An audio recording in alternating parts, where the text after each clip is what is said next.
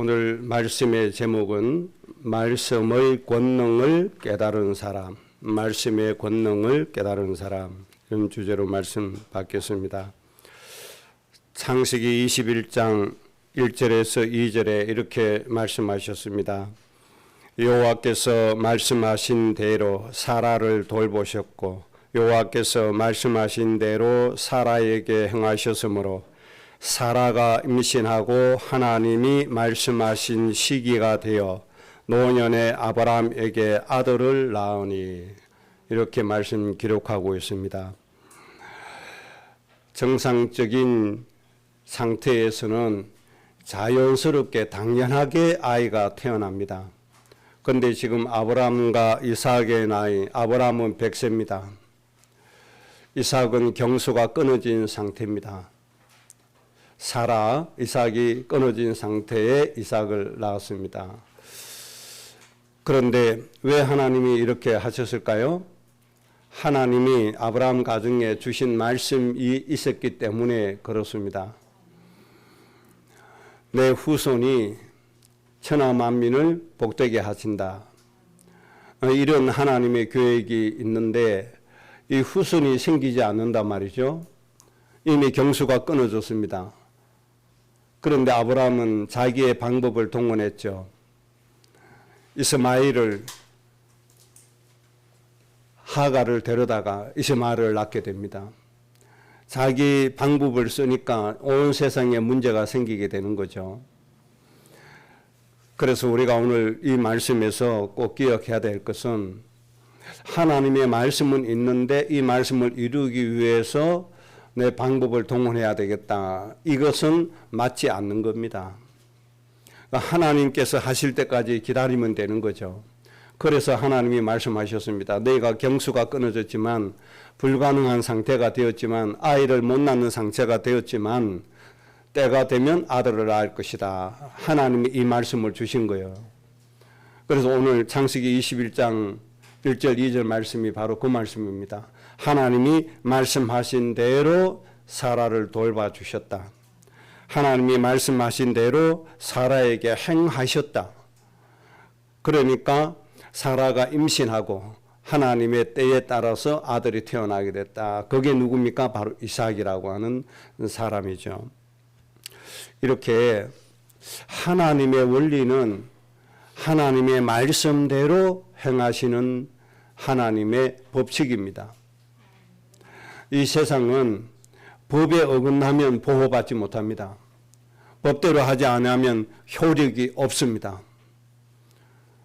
반드시 법대로 해야만 보호받을 수 있고 법대로 해야만 그 효력이 발생하게 됩니다. 심지어 작은 교회에도 법이 있는 겁니다. 그것을 정관이라고 얘기합니다. 법인단체 정관, 다른 말로 하면 규칙, 규약, 일종의 법입니다. 여기에 의해서 운행되어질 때 국가로부터 보호받을 수 있고 인정받을 수가 있는 겁니다. 그래서 어떤 조직을 하든지 반드시 규칙이 제일 먼저 만들어집니다. 정관이 만들어지지 않는 단체는 인정을 받지를 못합니다. 그만큼 규칙대로 법대로 하는 것이 중요하기 때문에 그렇습니다. 하나님이 이 세상에 역사하시는 법은 하나님의 말씀대로 하시는 것이 하나님의 규약이고 법칙입니다. 하나님 주신 말씀 밖에서는 안 되집니다. 그래서 우리에게 주의의 말씀을 주셨습니다. 하나님의 말씀에 대해서 절대로 가감을 하지 마라. 하나님 주신 말씀에다가 절대로 인간의 생각을 덧붙이지 마라. 하나님이 하신 말씀을 절대로 빼지 말고 그대로 하라. 절대적인 원칙을 또 우리에게 주신 겁니다. 요한계시록 새 하늘과 새 땅에 관한 말씀이잖아요. 세상의 심판에 관한 말씀인데 마지막에 하신 말씀이 바로 이 말씀입니다. 하나님에 관한 말씀에 대해서, 하나님의 말씀에 대해서 더하거나 빼거나 하면 하나님의 상급을 받지 못하고 하나님의 축복에 이르지 못하고 하나님께 버림을 받게 되는 겁니다. 그만큼 하나님의 이 말씀은 중요하다는 뜻입니다. 그래서 선지자가 하나님의 말씀을 왜곡하면 하나님께 버림받는 겁니다. 선지자가 하나님 의도하신 말씀대로 하지 않고 자기의 사상을 집어넣으면 하나님께 버림을 받은 겁니다. 이스라엘이 그래서 망한 거 아닙니까? 그래서 거짓 선지자가 완전히 때를 이루었습니다. 그래서 이스라엘 백성들이 망하게 되어졌습니다. 예레미야에서는 하나님이 한탄하셨습니다. 하나님의 말씀을 가감해버린 거짓 선지자들의 말을 더 좋아했다. 한 단계 더 나아가서 백성들이 하나님의 말씀, 가감하지 않는 말씀은 우리가 싫다. 오히려 거짓말이 보태진 말을 우리에게 해달라. 이 정도로 나갈 정도로 이스라엘이 하나님 앞에서 타락이 되어졌습니다. 그러니 이스라엘은 역사 중에서 전 세계에서 그 어떤 민족보다도 하나님의 큰 재앙 속에 빠져들어갈 수밖에 없는 겁니다. 예사롭게 생각하면 안 되는 겁니다. 그래서 우리는 하나님의 말씀하신 것이 어떤 의도인지 어떤 말씀인지 정확하게 알고 그렇게 해야 되는 겁니다. 학교에 가면 교과 과정이 있습니다. 교과 과정이 있는데 제일 많은 시간표, 시간이 어떤 과목인지 압니까? 그 나라의 국어입니다. 그 나라의 국어 과목이 교과 과정에서 가장 많습니다. 또 많이 배정합니다. 왜 그렇습니까? 언어를 통해서 소통하기 때문에, 언어를 통해서 모든 의사가 전달되어지기 때문에 그렇습니다.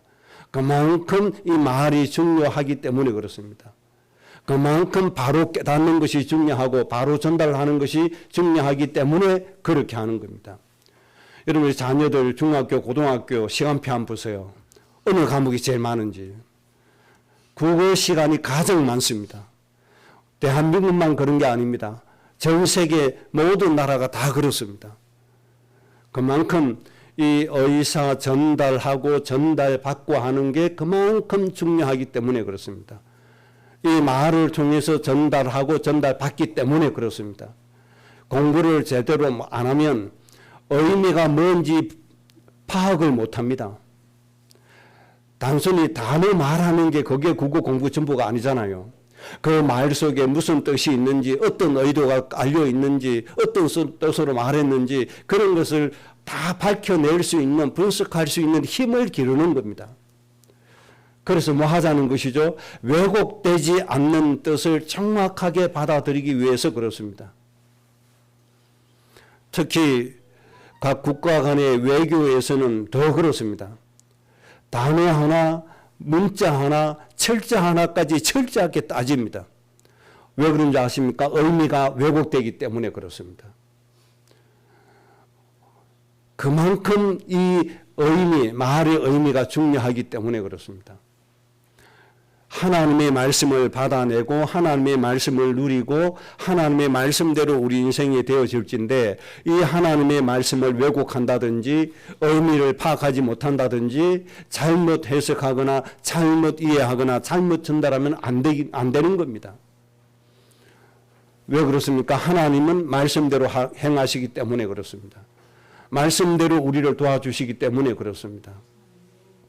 그래서 오늘 말씀은 이 하나님의 말씀이 어떻게 우리에게 이해되어져야 되고 어떻게 우리가 하나님의 말씀을 받아야 되는가, 하나님의 말씀에 대해서 우리가 어떤 응답을 받아야 되느냐 하는 것은 아주 중요한 겁니다. 오늘 본문 말씀을 통해서 세 가지 정리하겠습니다. 첫째 정리할 것은 오늘 본문에 나오는 백부장의 믿음과 인성, 이것을 먼저 우리가 배워야 됩니다. 백부장의 믿음 배워야 되고 백부장이 어떤 인격을 가진 사람이냐 하는 것이 굉장히 중요합니다. 믿음과 인격은 아주 중요한 겁니다. 그 사람의 인격이 곧 열매가 되어지기 때문에 그렇습니다.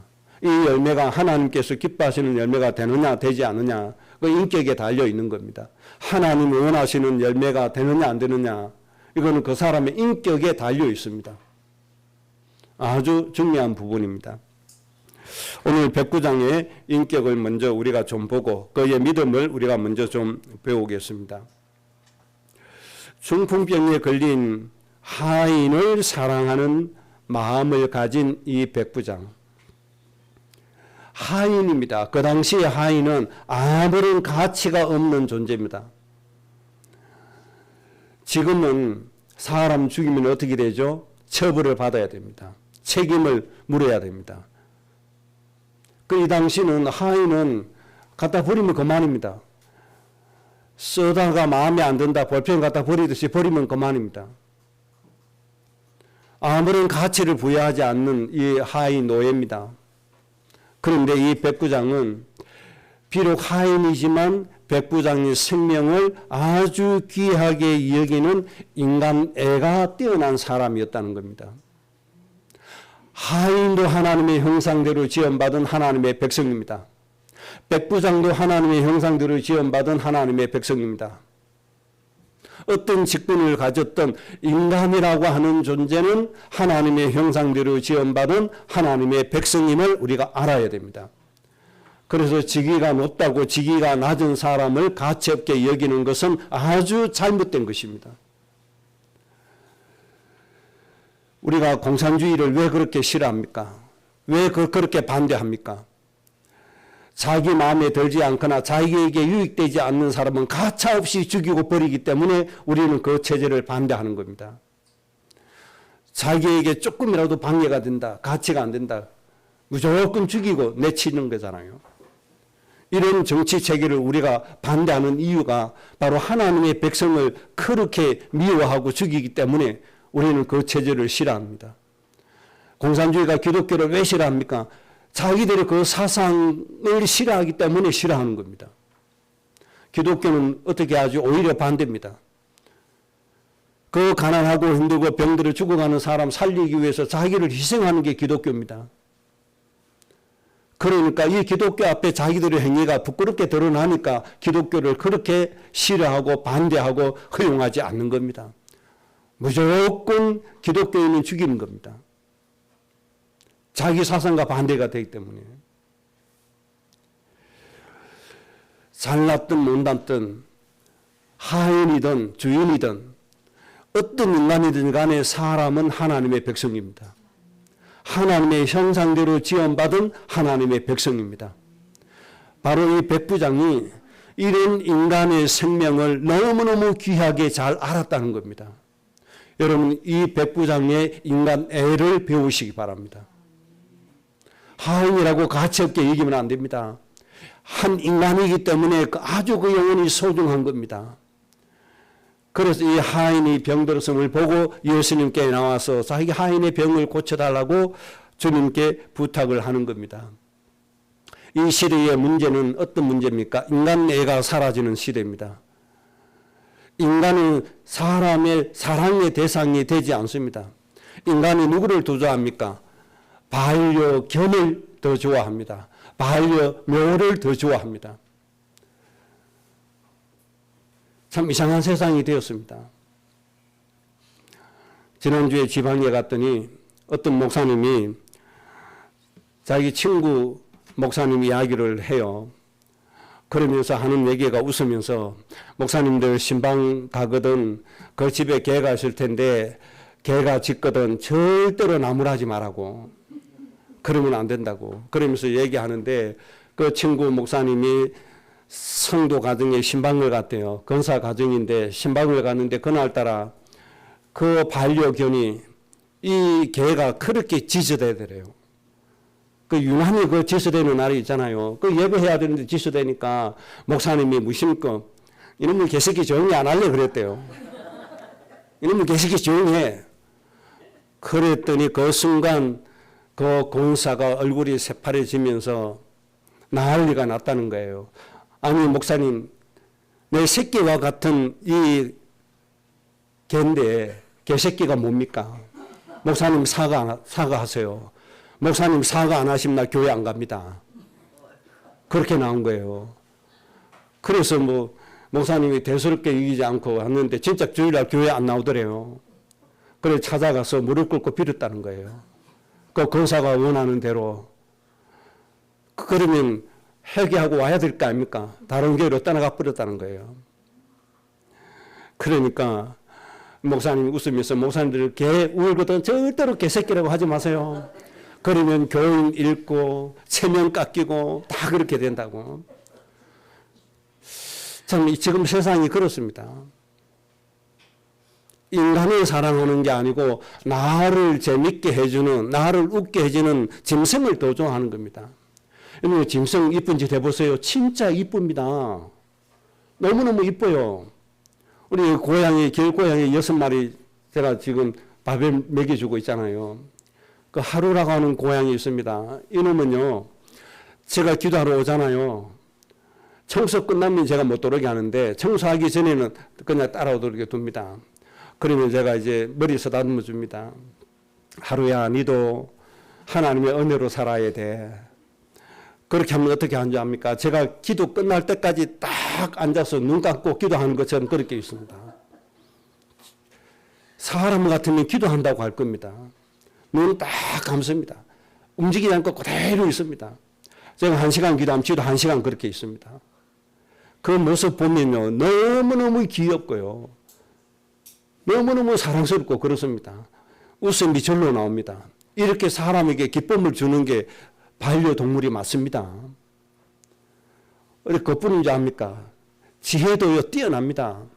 여기 빗물 저 바깥에 받아놨잖아요. 물이 가득 찰 때는 딱 그대고 물 잘 먹습니다. 제가 물 퍼다 쓰거든요. 물이 줄잖아요. 그럼 입에 안 닿잖아요. 그럼 어떻게 하는지 아세요?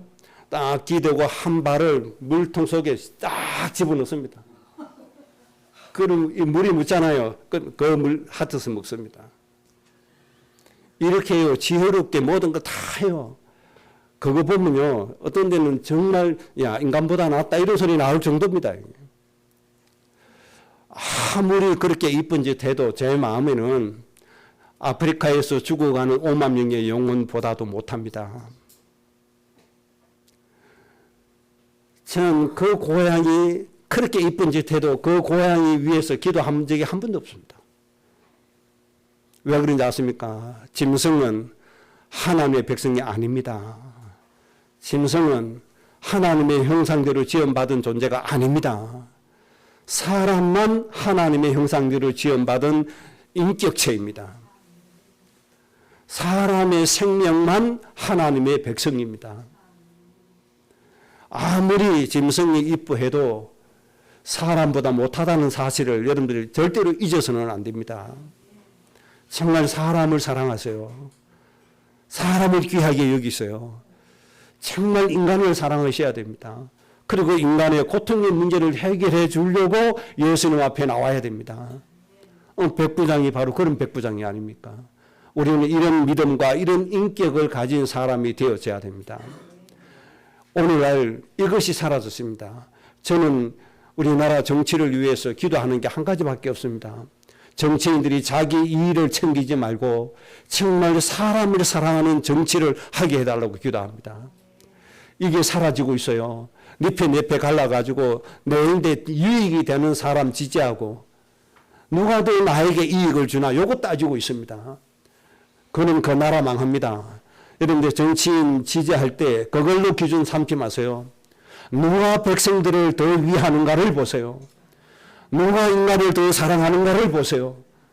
누가 저 죽어가는 사람을 더 도와주고 살리는가를 보세요. 그 사람을 지지하고 그 사람을 세워야 됩니다. 여러분 정말 늪에 갈리지 마세요. 정말 그건 한 나라가 망하는 짓입니다. 하나님께 버림받는 짓입니다.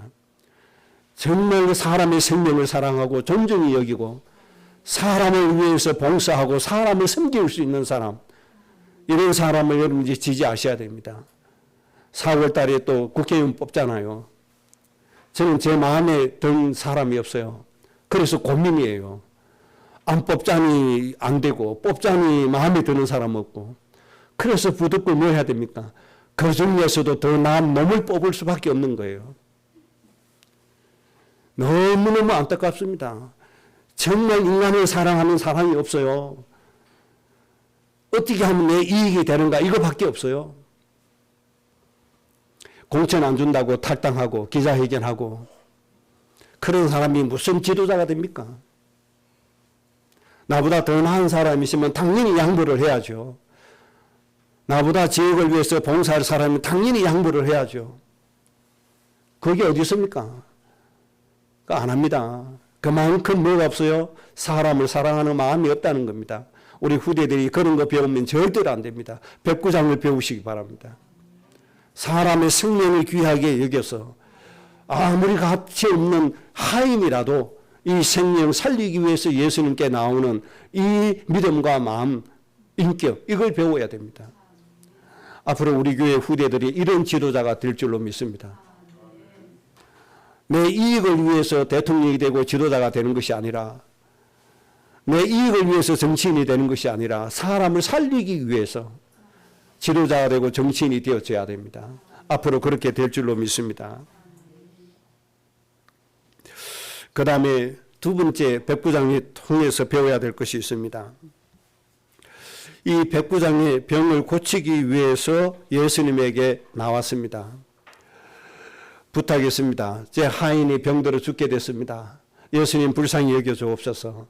예수님께서 내가 너희의 집에 방문해서 그를 고쳐주겠다. 이렇게 말씀을 하셨습니다. 이때 백부장의 믿음이 여기에서 나오는 겁니다. 백부장이 뭐라고 얘기합니까? 말씀으로만 하옵소서. 이 믿음이 백부장의 믿음입니다. 말씀으로만 하옵소서. 예수님 우리 집에 오시는 수고 안 하셔도 됩니다. 지금 이 자리에서 뭐만 하시라. 말씀만 하옵소서. 어떤 믿음입니까? 하나님의 말씀의 권세와 능력을 아는 믿음을 가진 사람입니다. 여러분 이런 믿음을 가지셔야 됩니다. 가능하면 예수님 우리 집에 신방 오시면 좋겠죠. 직접 우리 집에 방문하시면 좋겠죠. 백부장의 믿음은 그런 수준의 믿음이 아닙니다. 예수님께서 우리 집에 오실 필요 없습니다. 지금 이 자리에서 말씀만 하시면 내 하인이 낫겠습니다. 뭘 알았습니까? 하나님의 말씀의 권세와 능력을 깨달은 믿음입니다.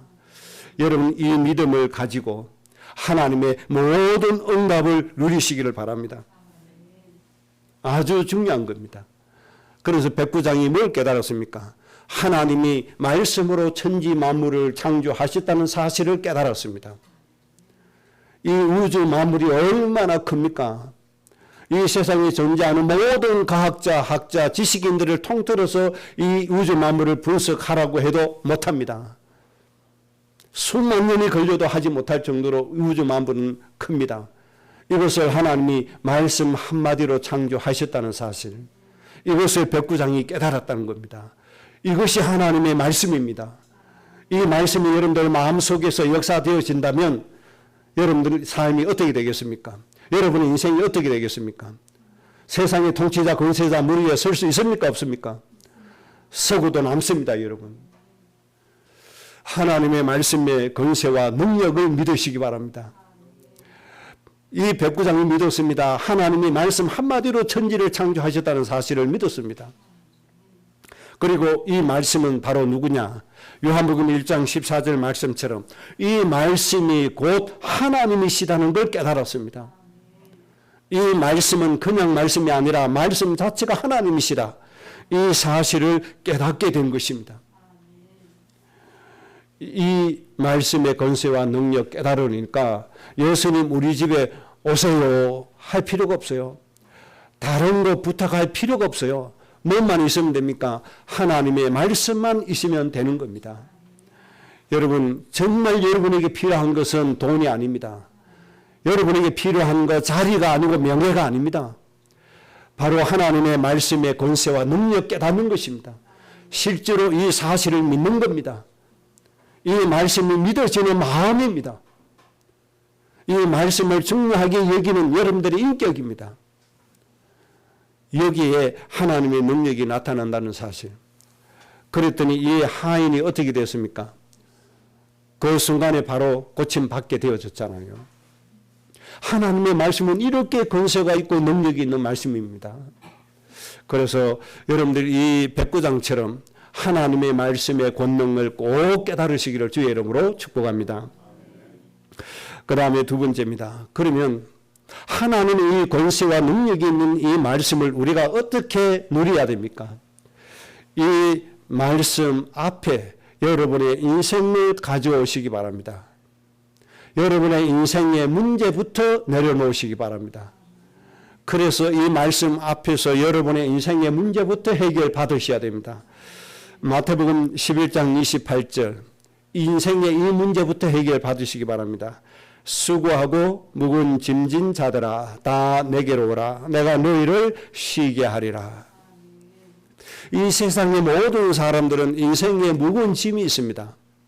내용은 각각 다릅니다. 그러나 감당하기 어려운 인생의 짐은 모든 사람에게 다 있습니다. 사람마다 그 인생의 짐 내용은 다르겠죠. 그런데 짐은 누구에게나 다 있다 이 말입니다. 그래서 예수님이 수고하고 무거운 짐진 그것들을 내게로 가져오면 내가 뭐 하겠다? 참 안식을 너희들에게 베풀어 주겠다. 내 인생의 문제를 해결해 주겠다. 너희를 쉬게 해 주겠다고 말씀해 주셨습니다. 여러분 이 말씀부터 꼭 누리시기 바랍니다. 말씀의 권능, 말씀의 권세를 믿고 여러분의 인생의 문제가 뭔지 모르지만 예수님 앞에 가져와서 예수님께 백부장처럼 아뢰시기를 바랍니다. 내 하인의 병을 고쳐주소서 하는 것처럼 여러분의 인생의 문제를 고쳐달라고 기도하시기 바랍니다.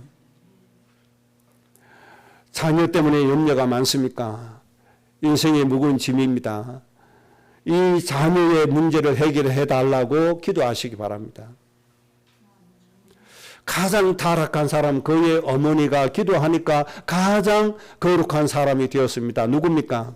어거스틴입니다. 그 자녀의 문제, 인생의 문제, 그 자녀가 타락해도 그렇게 타락할 수가 없어요. 이런 아들을 위해서 하나님께 가져와서 기도하니까 이 아들이 변해서 어떻게 됐다고요? 가장 거룩한 사람이 됐다는 겁니다. 이런 인생의 문제 하나님의 말씀 앞에 가져오시기 바랍니다. 말씀 앞에 다 내려놓으시기 바랍니다. 하나님의 말씀은 권세와 능력이 있습니다. 모든 문제 해결하시는 능력이 있습니다. 사도행전 10장 38절에 마귀에게 눌린 모든 사람을 고치셨다고 말씀했습니다. 마귀가 사람의 마음과 생각을 눌러버리니까 우울증, 공황상태 이런 영적인 상태가 와버립니다. 정신의 문제가 와지게 되는 겁니다.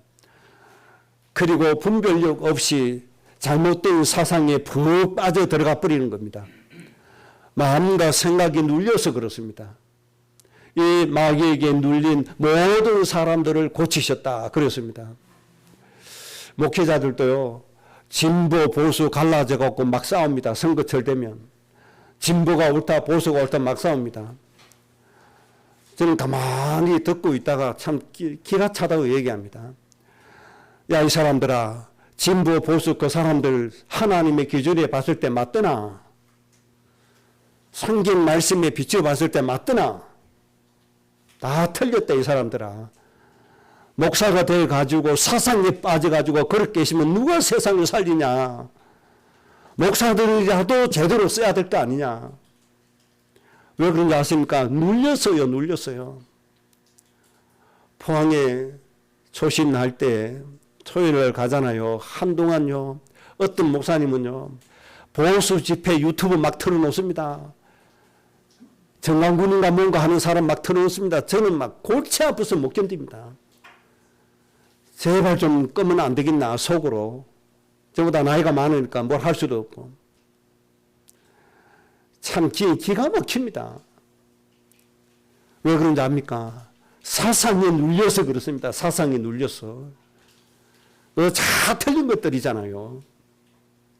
정말 예수님의 마음으로 예수님 배워서 행하는 게 그게 올바른 정치입니다. 그게 올바른 지도자입니다. 정말 하나님 원하시는 건 다 버리고 이 생각이 눌리니까 분별이 없어요. 분별이.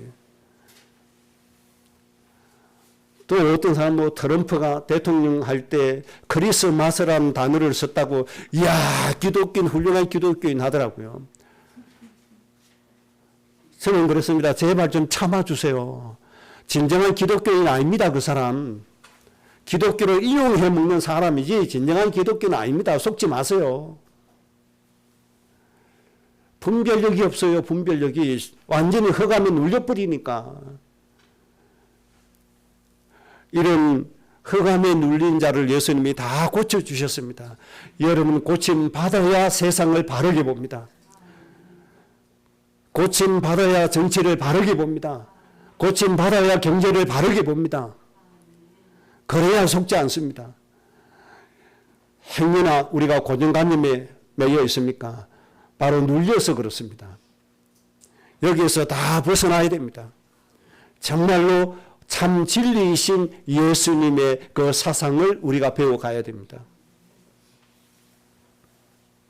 육신이 눌리니까 어떻게 됩니까? 병원에 가면 이상이 없어요. 그런데 늘 아파요. 마귀가 육신을 눌러서 그렇습니다. 육신을 눌러서 사람을 어디로 끌고 갑니까? 죽이려고 불에도 집어넣습니다. 물에도 집어던집니다. 들과 산으로 끌고 다닙니다. 실제로 마귀가 그렇게 하고 있습니다. 이런 고통받는 사람을 예수님께서 다 고치셨다. 그렇게 말씀했습니다. 여러분 상식 이하로 이상한 짓 하는 거 있잖아요. 그 흑암에 눌려서 그렇습니다. 흑암에 눌려서 자기도 모르게 그렇게 행동하는 겁니다. 이 사실을 모르면 사람을 잘 대할 수가 없습니다. 그 사람들은 오히려 역으로 상처받습니다. 절대로 썩으면 안 됩니다. 흑암에 눌려서 이상한 행동하는 것, 흑암에 눌려서 그렇구나. 불쌍히 여기고 그 흑암을 결박하고 내쫓는 그 권세를 우리가 누려줘야 됩니다. 그래서 그 사람들을 살려주는 이런 축복을 누리는 사람이 될 수 있어야 됩니다. 그 다음에 마태복음 9장 35절에 인생의 문제 해결을 받아야 됩니다. 예수님께서 천국 복음을 전파하시며 모든 병과 모든 약한 것을 고치셨다. 천국 복음을 전파하시면서 모든 약한 것, 병든 것 예수님이 다 고치셨다고 말씀했습니다. 여러분의 인생의 문제 이거 가지고 와야 됩니다. 건강의 문제가 얼마나 중요합니까? 영과 육이 강건해지는 것이 얼마나 중요합니까? 교회에 편지할 때마다 가장 먼저 인사 말을 전하는 게 뭡니까? 여러분의 영과 육이 강건하기를 원하노라. 그만큼 중요하기 때문에 그렇습니다. 여러분의 연약하고 병든 부분 예수 그리스도의 이름으로 다 치료받으시기를 바랍니다. 예수님이 채찍에 맞으심으로 우리가 나음을 입었다는 이사야 53장 4절 5절 그 말씀 때문에 여러분의 육신의 질병의 문제, 연약한 문제 다 치유되어야 됩니다. 바로 그 말씀의 권세와 능력이 있습니다. 말씀 한마디로 천지를 창조하신 이 하나님의 말씀, 여러분 정말로 백부장처럼 이 말씀을 의지하고 믿는다면 하나님의 치료의 역사는 나타나집니다. 죽은 나사로도 예수님 말씀 한마디에 살아서 걸어 나왔습니다. 이런 권세와 능력이 말씀 속에 있습니다. 먼저 하나님의 말씀 앞에 여러분의 인생의 문제부터 해결 받으시기를 바랍니다. 그래서 이것이 증거가 되어져야 됩니다. 세 번째입니다. 하나님께서 나를 통해서 이루시기를 원하시는 말씀이 있습니다. 이제는 하나님의 말씀으로 인생의 문제 해결 받았다면 우리가 이제 본격적으로 축복의 삶을 살아야 되는데 그것이 뭔가 하니까 하나님이 나를 통해서 이루시려고 하시는 말씀대로 살아지는 겁니다. 그 말씀이 내 생애에 내 삶에 성취되어지는 것입니다. 그래서 오늘 이 말씀을 잘 정리를 해야 됩니다. 하나님께서 내 인생에 성취하기를 원하시는 말씀이 뭔가 하니까 첫째는 창세기 1장 28절입니다. 생육하고 번성하고 충만하라고 말씀했습니다. 하나님의 은혜와 생명의 축복, 복음의 축복, 예수님이 이루신 구원의 축복, 하나님 자녀가 받아야 될 모든 응답과 상속 받아야 될 것들, 또 하나님의 나라, 이런 것들을 하나님이 생육시켜 주시고 번성하게 하시고 충만하게 하십니다. 이 말씀을 성취하실 겁니다. 그래서 우리는 뭐 해야 됩니까? 예수님 안에 행하고 예수님 안에 뿌리를 박아야 되고 믿음의 주여 온전케 하시는 예수님을 바라봐야 됩니다. 여호와를 앙망하는 자는 셈을 얻는다는 말씀처럼 하나님을 사모해야 됩니다. 그러면 생육되어지고 번성되어지고 충만하게 되어질 겁니다. 이 상태로 하나님 만드셔서 뭐 하겠다는 겁니까? 세상을 정복하고 다스리라고 하는 겁니다. 하나님의 목표와 목적은 여기에 있습니다. 하나님의 나라로 하나님의 생명으로 세상을 정복하고 다스리기를 사람이 되라. 그래서 온 땅에 하나님의 나라가 세상을 지배하도록 해라. 그래서 하나님의 나라가 세상을 지배하면 어떻게 됩니까? 이 땅에 고통받는 모든 사람들이 하나님의 은혜로 살아나게 되는 겁니다. 하나님께 영광 올려드리며 사는 겁니다. 전쟁 그치게 됩니다. 사람을 죽이는 흑암의 문화가 다 사라지게 됩니다. 저 마약의 문화 다 사라지게 될 겁니다. 그래서 사람끼리 화목하고 그렇게 되어질 겁니다. 이리와 양이 함께 먹는 세상이 와줘야 됩니다. 약육강식의 세계가 화목의 세계로 바꾸어지는 겁니다. 하나님이 이런 나라가 되도록 너해라. 정복하고 다스리는 사람이 해라. 하나님이 앞으로 이 말씀을 성취해 주실 겁니다. 이것을 하나님 이루시기를 원하십니다. 누구를 통해서? 여러분 개인을 통해서, 여러분의 가정을 통해서, 여러분의 가문이 이렇게 되기를 원하고 있는 겁니다. 다니엘서 7장 18절 말씀, 지난주에 우리가 받은 말씀 아닙니까? 하나님의 나라를 주었다. 하나님의 나라를 얻었다. 그래서 하나님이 이 나라를 어떻게 하기를 원하신다고요? 영원하고 영원하고 영원하도다. 하나님이 선포하신 겁니다. 이 나라를 이루는 것이 우리가 받아야 될 응답입니다. 그래서 우리는 골로새서 2장 10절처럼 되어질 겁니다. 세상의 통치자, 권세자 위에 서게 될 겁니다. 그때 되면 골로새서 2장 15절 말씀이 또 성취가 되어집니다.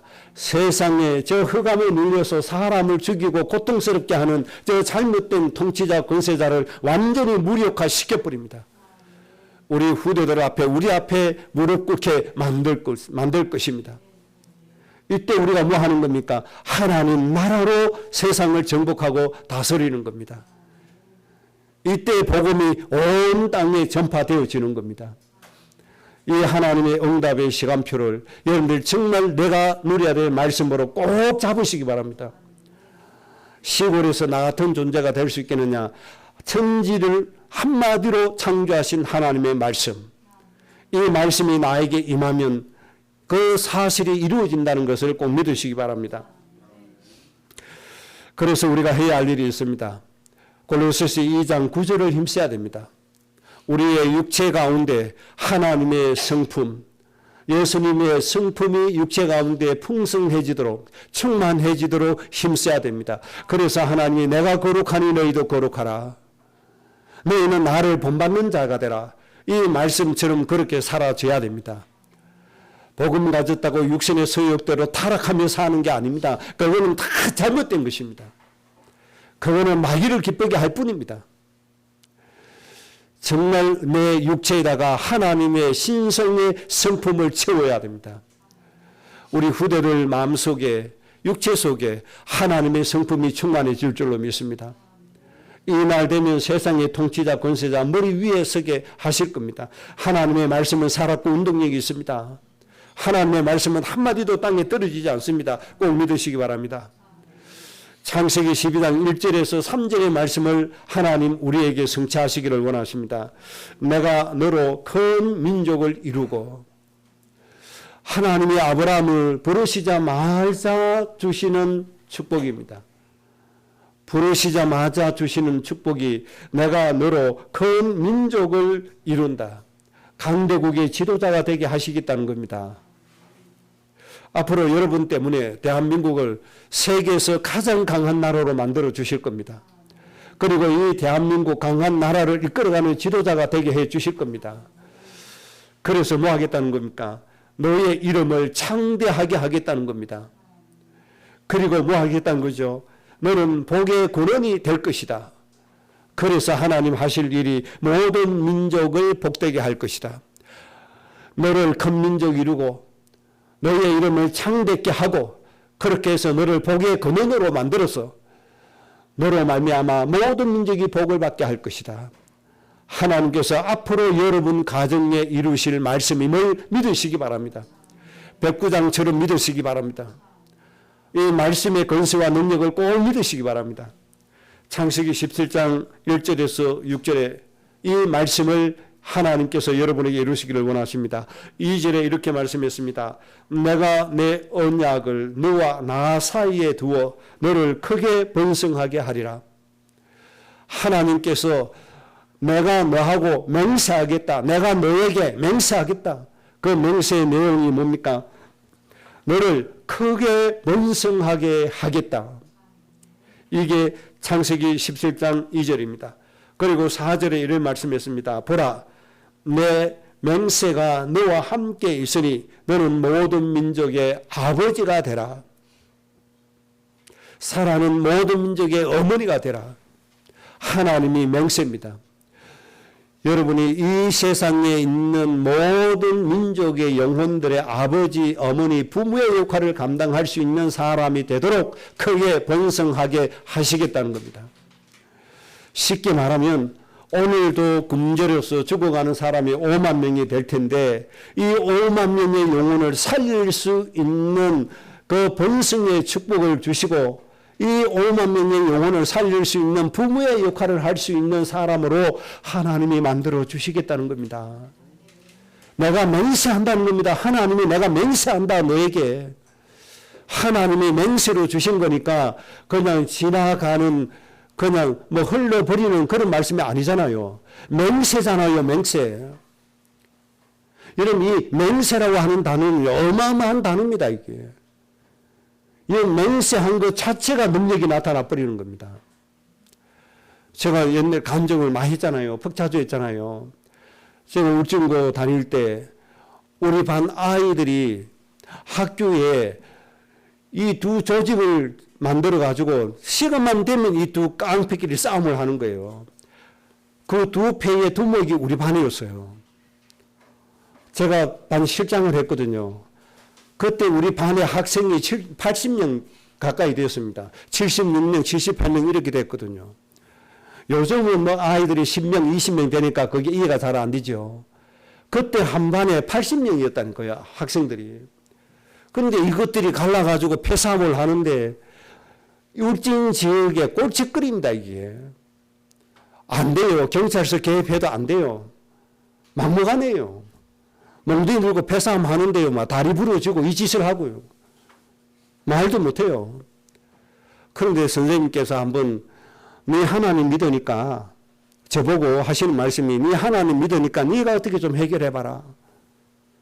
이렇게 말씀하세요. 그러면 알았습니다. 선생님이 소주 3병만 사주세요. 소주 3병 사가지고 그 두목 두 놈을 불렀어요. 그래서 밤에 모였습니다. 우리 남자답게 얘기 좀 하자. 남자 자식들이 할 짓이 없어갖고 패싸움하고 앉았냐. 학생은 공부해야 되는데 우리 오늘 셋이서 우리 좀 해결을 하자. 담임 선생님이 나를 불러서 네 보고 해결하라고 이렇게 소주 3병을 사주셨다. 우리 사나이답게 우리 맹세하자. 한 사람이 한 병씩 마시고 이 모든 걸 정리하기로 하자. 하겠냐? 그러니까 김덕동이라고 하는 저 건남 산풀이에 있는 이 아이가 그래 좋다 그렇게 하자. 명도리에 있는 아이는 미적미적대요. 그래가 김덕동이라는 아이가 야 이 자식아 남자 새끼가 그 뭐야 나는 학교의 제안을 받아들인다. 너 어떻게 할래? 그러니까 둘이서 하니까 지가 마지 못해서 그럼 하자. 그래서 사발에다가 소주 한 병씩 부었어요. 우리가 지금 우리 이거 맹세하는 것이다. 사나이로서 맹세하는 거니까 꼭 지켜라. 그래서 한 명씩 마셨습니다. 그 뒤에 어떻게 됐냐 놀라운 일이 벌어졌어요. 정말로 아이들이 그거 다 정리하고 공부하기 시작했어요. 그리고 덕동이라는 아이는 서울 주민센터에서 공무원하고 있습니다. 지금 이제 뭐 퇴직할 때가 됐겠죠. 이 맹세라고 하는 게 이렇게 힘이 있는 줄로 저는 그건 몰랐어요. 그냥 선생님이 하라고 그래서 떠밀려서 했는데 진짜 이 맹세 이 말 때문에 아이들의 인생이 완전히 변해버렸어요. 그래 이 문제 해결했다고 제가 졸업할 때요. 학교에서 장학금도 주고요. 모든 상은 다 줬어요. 성적 우수상만 빼고. 그 1, 2, 3등만 성적 우수 줬거든요. 이 맹세란 말이 보세요. 남학생 3살이 모여서 맹세한 거, 그 꼴찌한 문제가 딱 해결돼 버리잖아요. 이게 어마어마한 거예요. 그런데 하나님이 우리에게 맹세하신다는 거예요. 하나님 내가 맹세한다. 내가 너를 번성시킨다. 너는 모든 민족의 아버지 어머니가 된다는 거예요. 하나님이 그렇게 만들어 주시겠다는 거예요. 여러분 이 말씀을 꼭 믿으시기를 주의 이름으로 축복합니다. 그리고 6절에 또 이렇게 말씀했습니다. 내가 심히 너를 번성하게 하리니 너에게서 민족들이 나게 하며 왕들이 내게로부터 나오리라. 하나님이 그냥 네 수준에 하라고 하신 게 아닙니다. 먼저 큰 민족을 이루어 주십니다. 왕들이 나오게 하십니다. 그리고 나서 모든 민족을 살리라고 하는 겁니다. 하나님의 응답의 시간표입니다. 이때까지는 이 말씀을 누리려고 몸부림친 사람과 가정이 나오지 않았어요. 단무술을 애국하는 것밖에 없었어요. 육신의 것을 추구하는 것밖에 없었어요. 그래서 하나님이 이 말씀을 이룰 자가 없었던 거예요. 이 말씀을 이룰 가정이 바로 여러분이 될 줄로 믿습니다. 여러분의 가문이 될 줄로 믿습니다. 하나님의 말씀과 권능을 꼭 믿으시기를 주의 이름으로 축복합니다. 마지막으로 이사야 60장 22절에 작은 자가 천명을 이루고 약한 자가 강국을 이루게 될 것이다. 때가 되면 나 여호와가 속히 이루게 될 것이다. 여러분 하나님의 이 말씀을 꼭 믿으시기 바랍니다. 가장 못난 사람을 천명을 살리는 사람으로 세우겠다는 겁니다. 그 중에 조금 부족하냐 강국을 이루는 사람으로 내가 만들겠다는 겁니다. 하나님의 이 말씀의 권세를 꼭 믿으시기 바랍니다. 이 하나님의 말씀의 권능을 믿으시기 바랍니다. 그래서 여러분 때문에 전 세계에 하나님 나라가 이루어지고 여러분의 후대가 하나님의 말씀으로 전 세계를 살리는 지도자가 되는 꿈을 꼭 꾸시기를 바랍니다. 천국 가기 전에 이 응답을 꼭 누리다가 정말 행복한 마음으로 하나님을 찬양하면서 하나님 맞이하시기를 주의 이름으로 축복합니다. 합심으로 기도하십시다. 하나님의 말씀의 권세를 권능을 믿고 우리에게 이루시기를 원하시는 오늘 간단히 본 네 군데의 이 말씀이 우리에게 꼭 성취되게 해달라고 합심으로 기도하십시다. 하나님 아버지